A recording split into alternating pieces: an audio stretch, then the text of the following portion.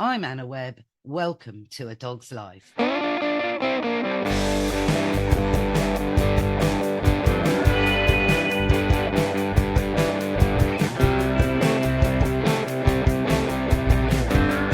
Mr. Binks, you know how I'm always looking out for you, making sure you're in the best physical health. You know we really look after your diet, and you do, I'm sure, have a very healthy microbiome. But you know as well, I also worry about your moods and how you're feeling. And guess what? That's why we're jumping on Zoom now to talk to Andrew Hale, who's going to explain this at a whole new level.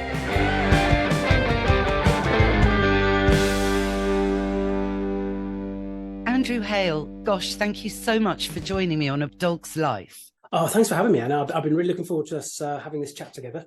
No, I really have actually, because I feel we have a lot in common, really. And it was so lovely to be introduced to you by Morag Sutherland, who I know you also know well, of the Raw Feeding Vet Society at the London Vet Show.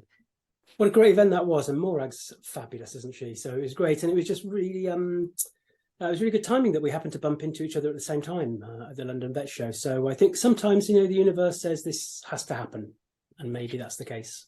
Yes, I'm quite tuned into the universe, as you know, and I mean, touch wood. So far, lots of positive energies are actually happening, in 2023. So I'm so hoping it's going to be a good year, because it's all been very up and down, really, not only for humans in the last few years, but certainly for dogs. Yeah, for sure. And I think this is just my view on things, of course, but I think there is we're experiencing a bit of a welfare crisis, actually, and that isn't specifically to do with one thing, specifically more a lack of awareness. I think a lack of awareness of dogs and their emotional care and support needs, their physical needs, a lack of awareness for the general public about how to be the best parent they can be for their dogs. I think there's a lot of things that happen that are happening more widely that make it very confusing, actually, I think, for the general public and their dogs. But there's a lack of awareness about our own emotional health and care and support needs as well, Anna. You and I discussed that off air previously about how we all can easily end up on some kind of runaway train with our lives a little bit. Gosh, yes. You said, well, Andrew, gosh, sorry, I know I tend to cut in. It's only my enthusiasm, because you've studied a human psychology degree, haven't you? Yeah, so my background's in I've got a human psychology background, and I was involved in human therapy for about 12 years before I came into working with animals. It was my own, some might find this ironic, but it was my own breakdown that actually shifted what I did for my life. And it just goes to show, just because you know about stuff doesn't mean you're immune to it. And actually my breakdown is very much connected to a very deep trauma that I had when I was a child, that kind of came out, and it kind of does, because I had a lot of inappropriate coping strategies there. And this is why I'm really passionate about looking at things through the emotional experience lens, whether it's a fellow human or the dog or the horse or the cat. It doesn't really matter, because the two things about the emotional experience: one is we all have one, and secondly, and this is the important bit, Hannah, I think, they're all unique to us as individuals. So people might say, for example, well, we don't know how a dog thinks and feels, so we'll ignore that bit and we'll just focus on what we can or can't make them do. But I don't know how you think and feel, Anna. So should I ignore that and just make you do stuff? And no. And I think when we think about safety, deep safety, especially social safety, when we think about the role of trauma, all these things are really applicable to us all, including our dogs. And I think that's why it's just so fascinating, I think. Well, it is actually, without doubt. I'm on your page on this, that dogs are emotionally intelligent, sentient, complex beings, and everyone is an individual. I mean, gosh, that's so evident, but it never ceases to kind of shock me in a way that people don't know that, in a way, or perhaps do, but again, as you say, find it difficult to communicate with a dog. I find that many humans love their dogs hugely and want to do the best for them and research, the best diet for them in their opinion and the toys for them and all of these things, and will spend often a lot of money on all of these things to make their dogs have a great life. Yet somehow they're missing. There's a chink missing. Often for me, when I see, people on one-to-ones, the chink that's missing most often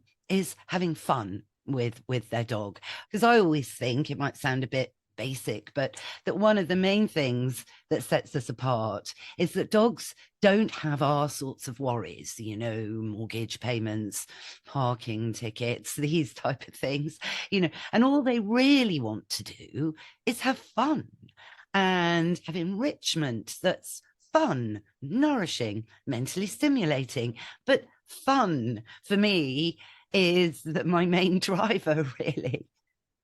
Well, fun's important. Who doesn't want to have fun, right? I think that's all very important. And I think, and this is the thing. So you hit something really important there, Anna, because when I was talking a moment ago about a kind of a welfare crisis based on a lack of awareness, perception really is everything. How you perceive the behavior of another, how you perceive the care and support needs of another will very much dictate what you do. And if you're not truly available to what those care and support needs are, then it can be very easy for us to just try and mold a behavior that we think is more appropriate or that we feel would be better for them. This is the same for humans, by the way. We can all do that. There's a great saying, which is the path to coercion is often laid with good intent. Because, I might think, I know what's best for Anna. If Anna does this, she'll feel better. But will you? And we can all do that, even with my husband, right? Sometimes I get that right. Often I get it wrong. But the point is, it's about us thinking about that dog, talking about dogs specifically, and what those care and support needs might be. And especially if we want them to have fun and to play, underneath all that are two, in my opinion, very important things that we have to recognize that we share with dogs. One is that our brains are designed for safety, especially to seek safe social connections. And secondly, that our brain is really interested in the notion of relief. So if we're feeling physical pain or discomfort or emotional pain and discomfort, we want relief for that. We seek relief for that. And it's important that when we have this partnership with our dogs, that we're constantly thinking about their need to feel safe, their need for relief, and to try and offer that relief once we've identified it.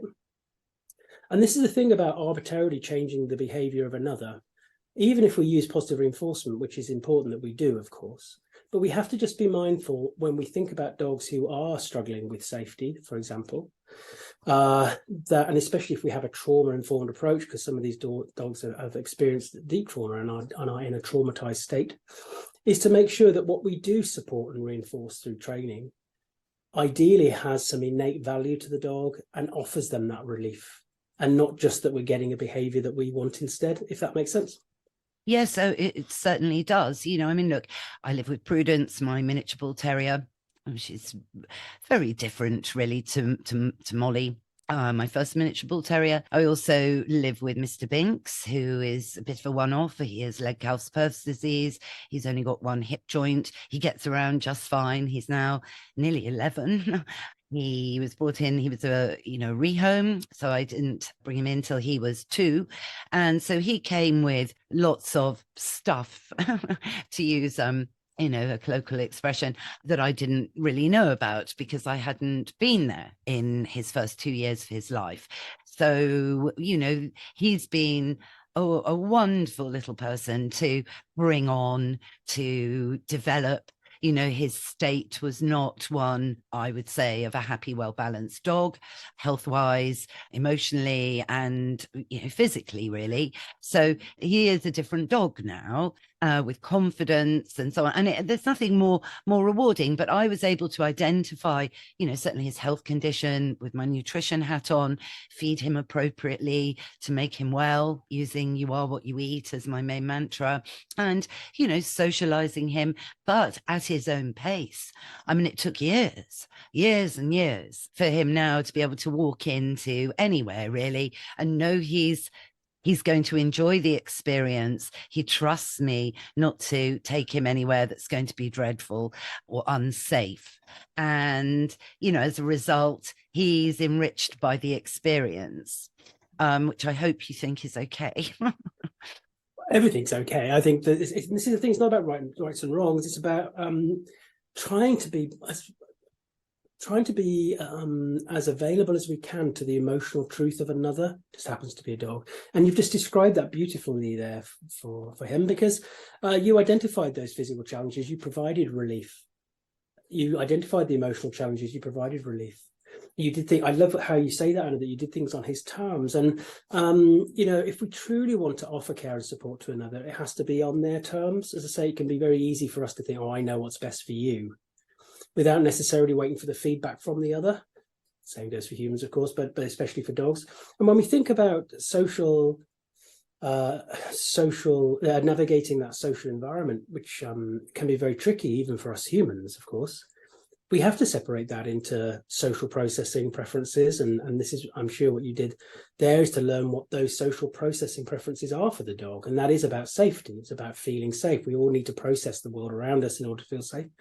And then learning what those social engagement preferences are, so that we're not putting that social pressure on the dog once they've thought, okay, I can process now to feel safe, and then making sure that they're not finding themselves in situations that are unsafe. And you've done all that here. And I think this is the beautiful thing. The big buzzword in dog behavior at the moment is well, one of the big kind of topic is about regulation, about thinking about nervous system regulation, and about the kind of move towards trying to support the dog to be able to self-regulate. In other words, they can go through their own emotional responses and have some form of ability to be able to regulate through that. And that's exactly what you've done here. Yes, and some dogs find it very, very difficult. Prudence does, for example. You know, she was born with noise sensitivity and touch sensitivity, which I quickly realized things weren't all exactly normal about her. You know, her reactions to certain things, to being touched, which people assume dogs love to be touched. Well, you all know, Andrew, you know, not all dogs do. I mean, Mr. Binks, he's grown to like it. He was one of 15 dogs, you see, at one point in his past. And, you know, nobody can give equal amount of attention if you've got 15 dogs. How, you know, and he didn't shout the loudest, you see. So he wasn't used to being lavished with, oh, I'm getting a treat. Oh, wow. You know, that even stressed him out, you know, a bit. I don't deserve a treat. He felt so, well, I'm projecting here, you know, but he, you know, I think he had no self-confidence at all, Mr. Binks. Whereas Prudence, on the other hand, was born with self-confidence in droves. But, you know, her noise sensitivity and touch sensitivity have worked so against her. And people would just go, oh, and then reach to touch her. She would then spring and do cartwheels and jump and bounce. And people would suddenly go, oh, a bit scared of you, actually. You've kind of gone nuts. I only wanted to stroke you.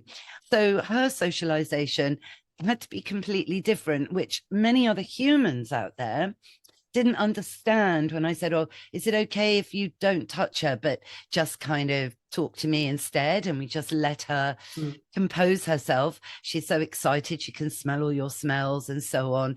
But that's kind of as far as we can go, really. People thought I was really, really weird. Well, I think the thing is, you've just described beautifully there, Anna, something that I'm really passionate about, which is that once we understand more about our individual dogs' care and support needs, our primary role is to be their advocate. And you've described advocacy beautifully there, where you're advocating on her behalf to those around her. And this comes back to that lack of awareness again. You know, the general public have been convinced over the last, I don't know how many years, that the most important thing is to have a well-trained, obedient dog, the most important thing. And whilst training is important, if everything is about obedience and having that dog who is obedient, it can easily take away the dog's ability to communicate back to you about their care and support needs, because everything becomes a training issue rather than it being a communication issue. And what you've described there beautifully with her is how you've recognized her sensitivities. And being sensitive, by the way, you know, no dog is broken. I want to say this to anybody listening in who has a dog who has some challenges, that no dog is broken based on another person's version of normal. They just have different care needs, and some of these dogs will always struggle to navigate the social environment. They may always struggle to regulate well. There are many humans who are the same, but the more we can step into that emotional experience with them, the more we can support them, the more we can advocate for them, as you're talking about there. And advocacy is really important. And this is the big difference here for me about where we're looking at. You had my friend and colleague Kim Brophy on, and that was a great conversation talking about ethology and that side of things. We're learning a lot more now. The kind of landscape around our understanding from a behavioral science point of view of dogs is just kind of growing all the time. And for me, it's about a shift that is happening from a very task orientated view of being with dogs, and that is what a lot of the TV shows are about. A lot of the stuff, a lot of the less helpful advice is about task. How do we do task? So the task being stop the dog barking, stop the dog lunging, stop the dog growling, whatever it is. The problem with task is if you get very involved in task, it doesn't mean you don't care, but it means that it becomes task at all costs. And this is what I see a lot of the arguments that are used for aversive training, because of course they will do task and they will get the job done, but without necessarily consideration of that dog's ability to feel safe or to provide relief. So for me, this is a shift to more of a care orientated approach.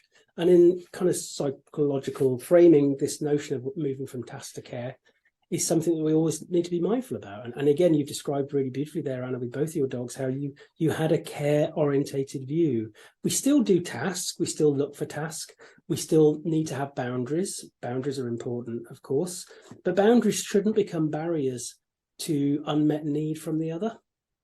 And the more we're into task, the more we can miss things, because we just want the task done without necessarily waiting for the feedback from the dog about whether they can do it or not. So interesting. So interesting. I mean, you must also agree to sort of tap into a dog's natural, behaviors that are displayed naturally by the dog. For example, Prudence, unusually in a way for her breed, loves sniffing, is obsessed, sniffs like a sniffer dog. And I remember thinking as a puppy, my word, I thought, Brew, you could be a professional sniffer dog. I should get in touch with the police. I think, because of her nose, the shape of her face, she's bull terrier, their olfaction is known to be amazing. It's just most of them many bull terriers are very lazy. They're quite happy to sit on the sofa all day, watching daytime TV. It can be very, very lazy. Prudence didn't get any lazy genes, let's put it that way, Andrew. She's on the go, which is partly her noise sensitivity and touch sensitivity kicking in. She's busy. She has to be busy. And so I see it that I channel this natural propensity to be busy and to use her nose into games, searches on walks, because that, I feel then perhaps using your terminology here, gives her the relief.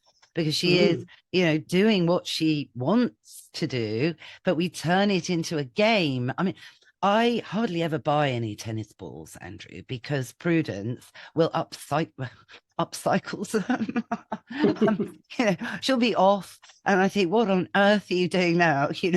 And then so proud she'll emerge, like Lara Croft from the bushes with a tennis ball, and I pretend to be surprised and happy and all the rest of it, but I know what she's found, the scent of a tennis ball, because we're in London there.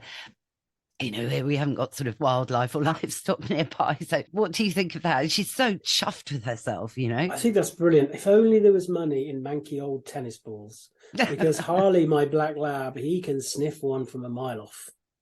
He just loves finding them. And so yes, shame it's not truffles, eh? But well, I have trained her. You see, and this is now where we segue to task. So as part of that, seeing that in her natural, excellence at doing this, I thought, gosh, what could I train her to sniff? Semtex and all the rest of it. There's not really going to be much fun, and we don't really get access to anything. So I thought, truffles, that could be quite a fun thing to do. In the film The Truffle Hunter, was being released, and I thought, oh gosh, this is fun. So she is scent trained to find a British truffle, but it's quite difficult to go truffle hunting because you need approved status from the landowner that owns the land, because it's not like picking a wild mushroom. So it's all got rather complicated in the pandemic, not least because you couldn't go anywhere. So, and there are no truffles really in Hackney. There are some in Epping Forest, but you can be fined actually if they find that you have dug up a truffle. So I don't need that aggravation. But so what do you think? Have I ruined things for Prue by turning it into a task that possibly, is my human idea that might be channeling her, disposition to sniff things out to be on my terms or not? No, not at all. Remember, task. When we think about things from a task-only orientation, that means that we do the task regardless of how the other feels, regardless of, whatever. Care orientation, we still can do tasks, but we start from a point of view of learning from the dog first. Checking in with the dog, making sure that they're feeling up to it today, all this kind of thing. So it's not that task is bad, it's just what value we put on task ultimately. And especially when we're trying to support a dog with behavioral challenges, the fact that we can stop a dog from barking, well, what does that mean? Because it doesn't mean necessarily that dog feels any safer or that they have relief. It could be that they're just not able to bark anymore, if that makes sense. So no, I think that's great. I think, again, you kind of identified with Prudence about her love of sniffing, and then to kind of, when training is done well, when it's a partnership, when we make sure that everybody who's part of that activity is there willingly and wants to do it, it's the most beautiful thing in the world, right? Yeah, no, I know. I do love it. I mean, I love it. I found great comfort in dogs really as a child. I was lucky that everyone, our family, everybody had a dog, and I would always just hang out with the dog, really. I wasn't too fussed about interactions with humans, really, which looking back, yeah, I think I know why. It's kind of strange, isn't it, how your life develops, but dogs enrich our lives so greatly. And I do worry a lot that, as you say, awareness now has got so skewed. I might, suggest that social media is partly to blame, that the economy is to blame, the hound pound, this booming industry where different foods are invented the whole time, and you name it, isn't it, Andrew? And really the beauty of dogs for me is that they're not simple. I don't mean they're simple, but they're not awfully, they don't want loads of things. They are the antithesis to humans. And I think that's the key. That's why they're man's best friend, because they offer us purity, truth of really what life should be like: uncomplicated, fun, calm, happy. That's it, really. What do you think? Am I well, yeah, no, I agree. Well, I think we can all be more dog. I think that's for sure. And I think, and actually, what we have to remember is we humans are animals. We're a human animal. We've developed, especially our kind of thinking brain, our prefrontal cortex, and that has grown to a huge size, which makes us very unique. So we're able to moderate and modulate our behavior better. So that makes us civilized. Doesn't feel like it sometimes, I know. And it means you got to laugh. So we have a more philosophical view of behavior and the world around us and all these kind of things. So, but underneath that, we still have the same primary needs. The need for safety, the need for relief, the need for safe social connection. This thing about safe social connection, the most important word there is safe, because if we don't feel safe, then we flip from connection to protection. Yes. And a lot of the dogs I work with, they are in the situations they're finding themselves, they're feeling deeply unsafe. And you can't teach safety. You can't teach calmness. Because the other has to feel calm. They have to feel safe. So we have to try and do what we're doing with our support protocols and our training protocols to try and support the animal to get to a point where they can feel safe. They say we can't, you can't put calmness on cue. If you were very elevated now, I couldn't just say Anna calm. and then you'd be, oh yeah, I'm calm now. And in fact, if I asked you to calm down, and I might get what for. But of course, this is the point. Of course, so it's very hard. You can't just turn it off. But we experience the same things. It's very interesting listening to Kim Brophy again. Of course, he talks a lot about ethology with animals, and about how in Mother Nature, when we think about the adults of the species, you see very little dysregulation. And these are animals that are fighting for their lives on a daily basis quite often. Whereas as humans, we kind of thrive in this almost dysfunctional state. We almost celebrate stress. Oh, I work 90 hours a week. Isn't it great? One of the reasons I had my breakdown, of course, was that I didn't give myself a chance to reassess or reappraise during my 20s. I was just that runaway train, which got pushed out the station by my trauma.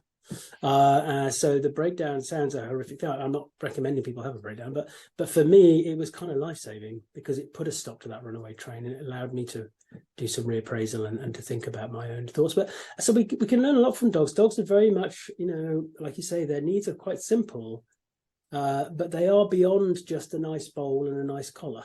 Oh yeah. This is it. Yeah. No, Kim Brophy, and I so enjoyed talking with her because it's music to my ears, I think, really, that yourself and of course the UK Charter, which you've been very, key and instrumental, I should say, in setting up, which is, how would you describe the UK Charter? The latest dog body association to come together with key professionals and organizations to offer a different view that can complement, I would say, other training institutions. Yeah, so I must start by saying I'm not involved directly with the charter now. I kind of did my bit for a couple of years. I set it up. I got all the different the other stakeholders, the other kind of interested parties together around a table. That's my thing, really, trying to bring people together. I'm not really into the politics of things and the campaigning side of things. So my amazing colleague Carolyn Monteith, who might be a good person to come and speak to you, actually just on the charter, is now the coordinator. Right. But I can tell you where my initial foundational stuff came from, and that is that the dog training and behavior industry is unregulated. Nobody was talking to each other. There's no accountability for the general public. It's kind of pays your money, takes your chance. And I thought, we need to come together. We need to grow up a little bit, I guess, with those accrediting bodies that have their memberships, those people who do things the right way and have high standards regarding professional conduct and welfare, and bring them together so that we can create one central aim. So it's a case of bringing these together to think about what is it that we can do to come together and actually talk to each other and look at what the future is for our profession, so we can add professionality and, most importantly, to add accountability for the general public. So that's what the charter is. It's a really amazing document, actually, because it's only 1 page long. So we managed to condense it down to the really important things. And it is about drawing a line in the sand regarding professional conduct and methods and tools, and trying to get it so that if anybody sees the tick, which is the charter logo, and they employ a professional who is covered by that, they can do so with some confidence that that person is properly accredited, they're properly monitored, and they're properly supported. And most importantly, that if there is a grievance or a complaint, the way we set up the charter was you have the signatory body, so that the professional, as in me, for example, as a certified behaviourist, my accrediting body signs up to the charter, which is what my governing body did. And then my governing body and myself are now under the charter premise. So if there is a complaint made about me as a professional, then the first thing is my governing body would be expected to look at that properly and go through their procedures. But if that wasn't satisfactory, then we set up, as part of the charter, an independent oversight committee of some very esteemed people. Dr. Mott J. Wolf, Dr. Robert Faulkner Taylor, Dr. Kathy Murphy. I can't remember who else might be on there. Sorry about that. It might have changed, actually, but I know they're still on there. So these are people who are independent, so they can look at the things. And this is important because, you can pay a lot of money for somebody to come and support you with your dog. At the moment, it's a bit of a Wild West, right? Well, yes, I mean, it's true. It Yeah. is unregulated. And also to come up with something that, so there was a lot of discussions with various government departments, they're still ongoing, to try and provide something that would actually be fit for purpose for some form of, whether or not we'll ever get it fully regulated as such from a governmental point of view, I don't know, but at least to have some kind of official oversight from government, so the general public can think, do you know what, I know what the charter scheme means. I can, and it's a bit like some of the stuff that we might get done, like some of the kind of more clinical based cosmetics that we might have done. We can go to a licensed practice, or we could go to somebody's kitchen in the back of their house, right? So people still would have a choice, probably. I can't see the government saying you must see a chartered person, but I think we do have a chance though with the charter, because it's simple. It references the Animal Welfare Act, which is already there. It's about self-regulation, actually, on behalf of the industry. Government likes that, of course. So I think it has a good shot at trying to get some connection to government. And we need more recognition now that just becoming a dog professional isn't enough. You and I were talking off air about the tragedy with the dog walker. Yes. And as I was saying off air, these things aren't new in as far as having terrible dog attacks and maulings and deaths, sadly. But what is different here, of course, is that there is an element of somebody, I don't want to talk about the specific cases as such, but just trying to do their job of walking dogs. And it shows the potential risk always if we don't have enough diligence and guidance and oversight. So that's what the Charter is looking to do, that with dog professionals in regards to training and behaviour. I think there's an argument that we need to think about that in other fields as well. Yes, absolutely. Certainly, third-party carers for your dog are so key. You're trusting your best friend with someone else in a nutshell, whether to take it on board their training advice or to take your dog for a walk. Yeah, I was terribly shocked by that incident, to be honest, and deeply saddened, I'll say. But let's hope something like that doesn't happen again. But I think one of the problems we have is that, a bit mindful of time, but I'm enjoying listening to you so much, Andrew. We could have a 4-hour podcast. I'm joking, but I think, you say lack of awareness. I think a lot is misconstrued as to understanding social manners, really, with dogs. What would you say to that? 100%. I think this is the key, isn't it? I think, and I'm always happy to come back, Anna, because I do love talking to you as well. So no, you will come back. But a lot of it comes down to this: we're all kind of indoctrinated into what we class in kind of psycho speak as the good to bad continuum, that which dictates that somehow behavior is on a continuum. So that's good behavior, that's bad behavior, that's acceptable behavior, that's unacceptable behavior. And then the notion underneath that we should reward the good and we should ignore or punish the bad, depending on what your view is. And that all sounds right, doesn't it? It sounds right. But there is a really fundamental question we have to ask, and that is, who is deciding what's good or bad? And what is the behavior of the other in representation of their need to feel safe or relief? So a lot of things that we see with dogs who try to communicate they're not feeling safe, and that might be even something as simple as pulling on the lead, actually, or it could be growling, or it could be barking, or it could be lunging, or it could sadly be biting. If we have this notion that somehow that is intrinsically bad, and especially with some of the labels we have, or the dog's trying to be dominant, or the dog's trying to be this or trying to be that, we just end up falling into the trap of just tackling behavior. But you know what? If that dog doesn't feel heard, they're likely to escalate that behavior. I've just finished working with a dog that used to lunge and bark at children, and they'd worked with a local trainer, a compulsion-based trainer, a aversive-based trainer. And after only 2 sessions, the dog stopped lunging and barking at children. So the owners were really happy, because they thought, well, that's great. The dog's behaviors change, so therefore everything's okay, and everything's going to be okay. 6 months later, the dog bit a child, and it was an inevitability, really, because from the dog's point of view, the problem hadn't been resolved. That dog's inability to feel safe around children still hadn't changed. The dog just stopped doing the behavior because it was fearing the consequence. So it's a big thing for us to think about. And there's behavior is complicated. And I wish it was as easy as we used to kind of think it was, because when we think about kind of the need for early secure attachments, we know that these kind of things apply to dogs now. When we think about the neurology that we learn about, when we think about the need for safety, when we think about the need for social safety, when we think about the need for relief, when we think about all the, you're really on this stuff, Anna, the need for good diet, the importance of the internal nervous system, not just about what we take on through our external senses, but our internal system, the tummy, the gut-brain axis, all this stuff. So many dogs are just in a state where they're desperately trying to communicate they need something, and they're being shut down for that. And this is why I'm really passionate about the work I do with Pet Remedy, of course, because when we think about it, when we work with the dog, we have to allow a time for us to learn as much as we can. This is why good observations are important. And we have to try and stack the cards in our favor a little bit.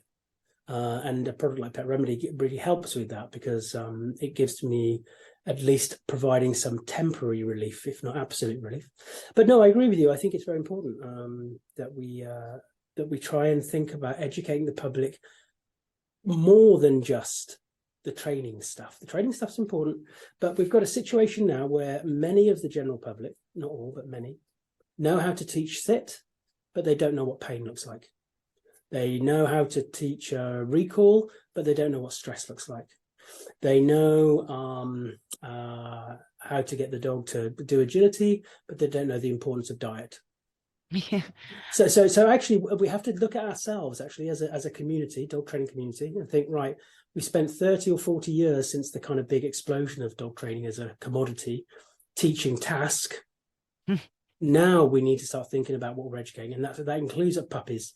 Teaching puppies sit down, come stay, whilst it's not unimportant, isn't actually the most important thing for those new dog owners or for that dog. Mother Nature, we humans are kind of obsessed really with structured learning. That's why we have schools and we go to dog training classes. Mother Nature, not so much.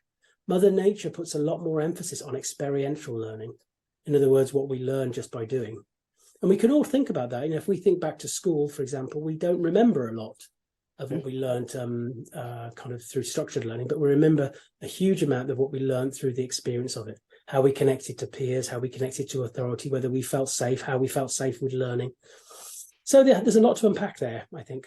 It really is. As I'm thinking about school days, particularly, suddenly I've thought about some school teachers that, I hated, ones that, I loved, for example. So those humans did obviously impact on me. I can't remember the detail about anything right now, but yes, it is fascinating, and it's subtle. I think the thing is with all this, it's subtle, and it's quite hard to explain to people.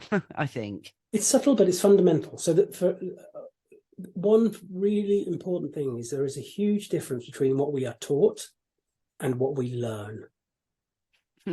So if I've got a dog in front of me and I'm trying to teach them to do something, I'm just going to keep doing it and doing it and doing it until they do it. The dog may have now learned that particular, the thing that I tried to teach them, but they've also learned their ability to let me know when they've had enough, their ability to go away and have a sniff, their ability to give consent. So we learn a huge amount. And interestingly, when you think back to those teachers at school, those ones that didn't make you feel safe, that's the most important thing you remember about them, right? Yeah. Nothing they've taught you. The ones who you really loved, you probably will remember more of that, only because you're more inspired. Learning, we have to be in a little sweet spot for good learning.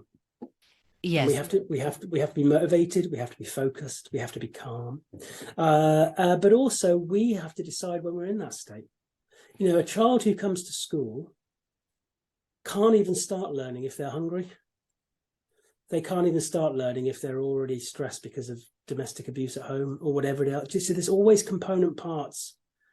I had deep trauma when I was younger. I won't go into details of it now, but I couldn't share it with my parents at the time. It all came out later, of course. And for 6 months, I was all over the place because of what happened to me, and I didn't tell anybody. And because that meant my behavior changed at school, I ended up getting the slipper and the cane on 2 occasions, Anna.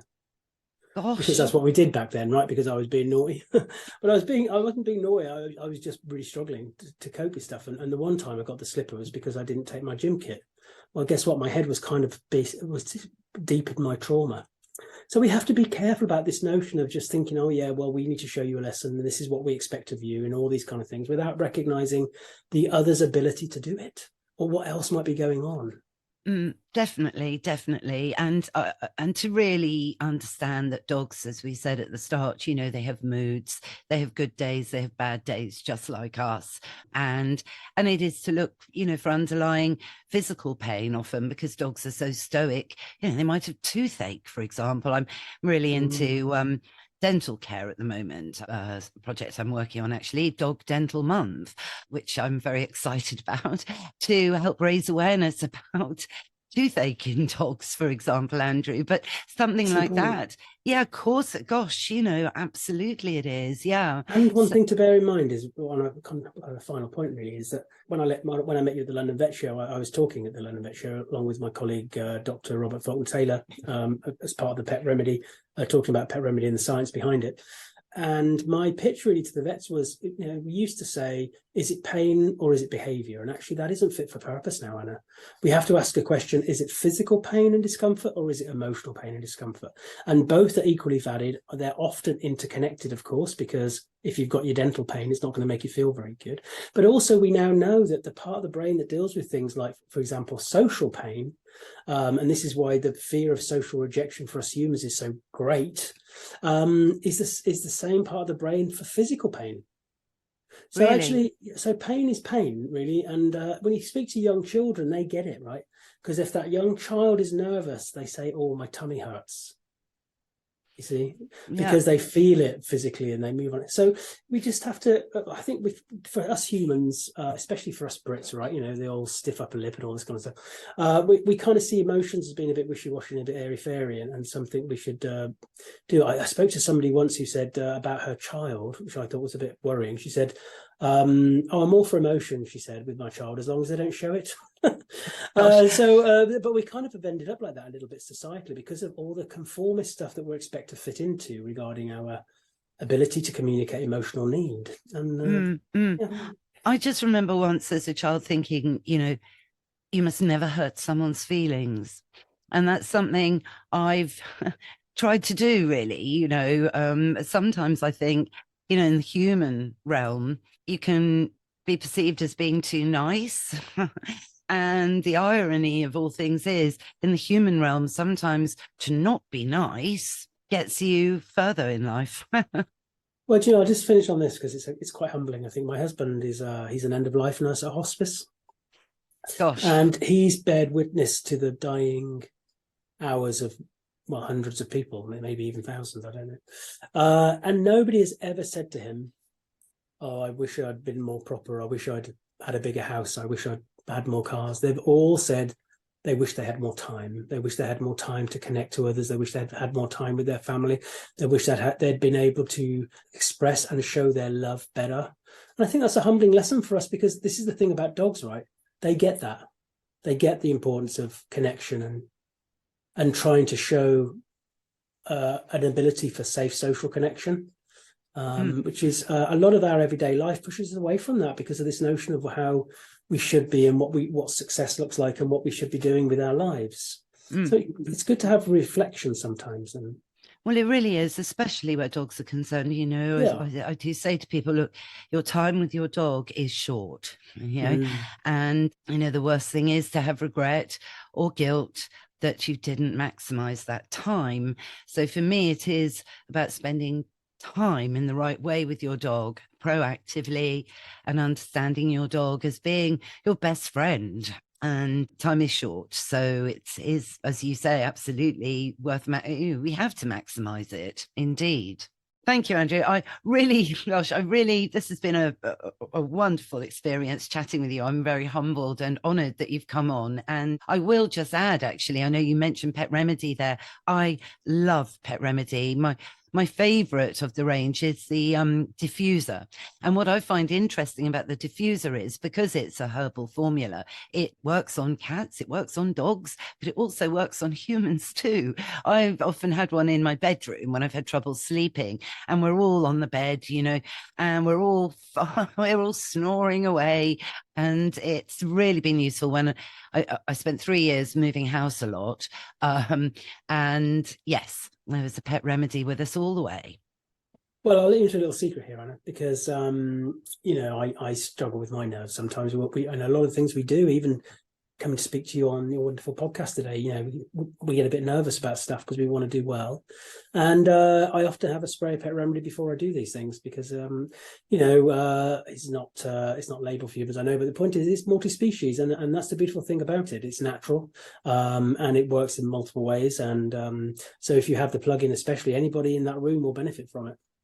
Yes, and you do get used to the earthy smell, which I don't. Smell. Yeah. It's got a lot better. The formulation has changed. Oh, is it? Oh, in the old days, it was very heavy because it's the valerian, which is actually the active ingredient. So the fact you're smelling it is cool. One thing that's really interesting about, especially the fact of the power of olfaction, which is what Pet Remedy does, is when we think about neurological mapping, our visual and auditory mapping is kind of fixed at quite an early age, so it doesn't really change.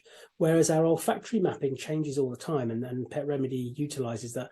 So what that means is, for example, let's go back to my husband again at the hospice. He gets used to the smells of the hospice. If we go away on holiday for a couple of weeks and he comes back, he's really aware of them again. And of course, the big perfume industries play on this because after a while, our nose maps that kind of smell and then banks, and then we don't necessarily notice it so much. And the same thing happens with Pet Remedy, of course. You just become it becomes less noticeable. But they have changed the formulation in the last couple of years, actually. So anybody who's tried it before and thought, I don't like the smell, it's not as potent. No, and besides, it is, as you say, A, natural, but B, it's not like strawberry cheesecake smell or something, which is really synthetic and obviously loaded with volatile organic compounds that really you don't want going up your nose. But we'll save that for another episode, yes. Maybe more on environmental stressors, as of course things like strawberry cheesecake flavor aromas can be a stressor to your body. Oh dear. And especially to doggies, because we know a fraction of the power of their olfaction system and how it works and how the kind of vulvanasal organ works and all this kind of thing, Anna. So I think one of the things I did when I started working with Pet Remedy, actually, and understanding this more, and especially working with Dr. Robert Faulkner Taylor, is we got rid of all the artificial scents in our home. Yeah. It's essential. I mean, that's what I studied as well, you see, with the College of Integrated Veterinary Therapies. I mean, things like, for example, newly laid engineered wood floor, you turn on the central heating and bang, guess what is oozing around your property? Formaldehyde, volatile organic compounds which obviously is a deadly substance. So yes, quickly, you can remedy this with normal black tea bags. So people would visit me in the cottage where I just put down this floor and had a heart attack about it, actually. Thought, what can I do? I can't afford to rip this up. And then, anyway, so black tea will absorb formaldehyde from the atmosphere by 90%. So things like that are so people would visit and go, look, lovely cottage, Anna. No, well done, all this. I moved very soon after I actually moved in. But anyway, he said, why have you got tea bags all over the floor? So on that note, olfaction, please, can we do a whole episode on a dog's olfaction? It's my favorite subject. Well, I think we should get Dr. Robert in. I could either come in with him, we could do a double, or we'll just have Dr. Robert in because he knows a lot about this stuff, and he could definitely talk about the good thing about Dr. Robert is he's an academic, he is a behavior science geek, but he talks in a way that we can all find accessible. Yes, I say do a double header. I think why not? That would be really great. Well, so listeners, get ready for that. That'll be coming soon. Thank you again, Andrew. Brilliant. Thank you so much, Anna. I love what you do. And thank you so much for this opportunity.